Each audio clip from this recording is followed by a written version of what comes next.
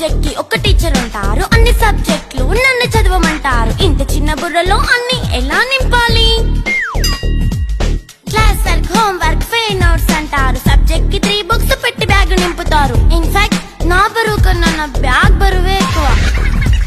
క్వశ్చన్లు, ఆన్సర్లు, సర్ప్రైజ్ టెస్టులు అన్ని దాటుకొని మళ్ళీ స్కూల్ వాన్ ఎక్కేసి అమ్మయ్య ఇక ఇంటికి వచ్చేసామనుకుంటే మార్క్స్ తక్కువ వస్తే చెయ్యాలి అసైన్మెంట్. రిపోర్ట్ కార్డ్ చూపిస్తే ఇంట్లో ఉన్న పనిష్మెంట్. హోంవర్క్ చేయమంటూ మమ్మీ చంపుతుంటుంది. ట్యూషన్ టైం అయిందని డాడీ తరుముతుంటాడు. డాన్స్ క్లాస్ కి వెళ్ళమని తాతయ్య తిడతాడు. స్నాక్స్ తిని వెళ్ళమని నాన్నమ్మ ఆపుతుంది. ఇక అన్నీ అయిపోయాక కాసేపు టీవీ చూద్దామంటే మమ్మీ ఎంట్రీ ఇచ్చింది. బెడ్ యొక్క మంది చిన్న నాప్ తీసేలోపు తెల్లారిపోయింది.